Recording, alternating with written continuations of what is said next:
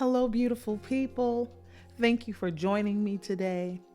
Even though this is not the happiest occasion, but we all saw this coming from the beginning with the case of Jussie Smollett filing a false police report. Now, it seems that somehow Jussie forgot that this was a hoax, even though the brothers that took part in this hoax took the stand against him.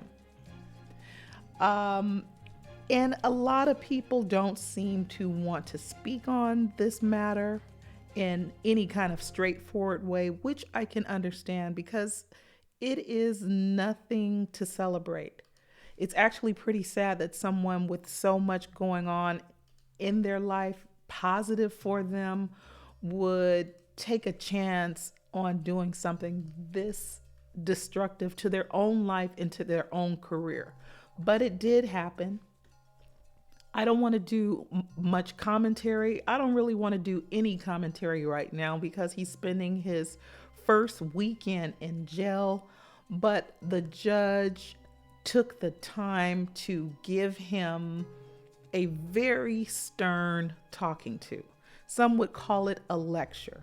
But Judge James Lynn had a lot to say and he did not hold back. So I'm just going to give you what he said and let that speak for itself. Thank you so much for joining me. Peace.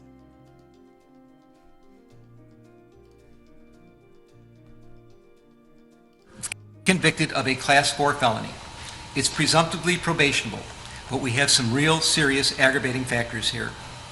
Your premeditation, which I've described. The pain you've caused to real victims of hate crimes, which I've described. The damage you've done to the city of Chicago, I've heard. It's been talked about. I'm mindful of the city's request for restitution, and if I'm going to fashion that, consider that request, I have to fashion the sentence accordingly. And above all, the capper of all cappers, your performance on the witness stand. This could only be described as pure perjury. You got on the witness stand, you didn't have to, you did, you certainly have a right to, but you committed hour upon hour upon hour of pure perjury. And I find all those to be ample factors. If this court were to decide that the things you did, that any kind of probationary sentence would deprecate the seriousness of the offense and you need to go to the penitentiary, the record is clear and it would support it. But I'm looking at everything in its totality. And I agree. It's told to me today, you can't judge everybody by one bad thing they've done in their life.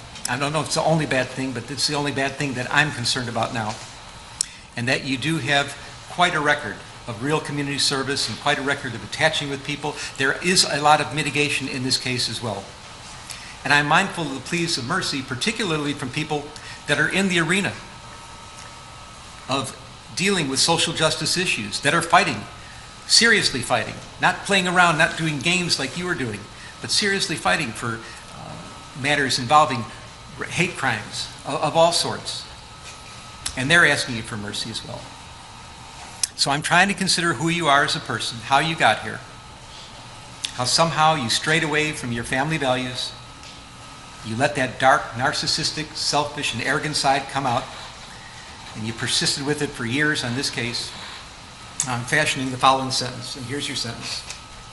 I'm sentencing you to 30 months felony probation, and the probation is going to be to this court. You're going to be allowed to travel wherever you want. You do not have to live in the state of Illinois. You can report by phone. I know that if you're going to try to make a living and do some of the things you do, you may have to go to other places, New York and Los Angeles. You can do those things. You will pay restitution to the city of Chicago in the amount of $120,106. You are fined $25,000, which is the maximum fine. And you will spend the first 150 days of your sentence in the Cook County Jail. And that will start today, right here, right now. Mr. Smollett, though the jury found you guilty and I've sentenced you as I have, you have the right to appeal the findings and rulings of the court or ask your sentence be modified. To do those things, you need to file a notice of appeal in writing within 30 days. You may also file a motion to modify your sentence, which would have to be filed in writing within 30 days. Anything not stated in those filings are waived for purposes of appeal. You cannot afford lawyers or transcripts. They would be provided free of charge. Do you have any questions? No, I would just like to say to Your Honor that I am not suicidal. That's what I would like to say. Okay. I am not suicidal. Okay. I am not suicidal. I am innocent, and I am not suicidal.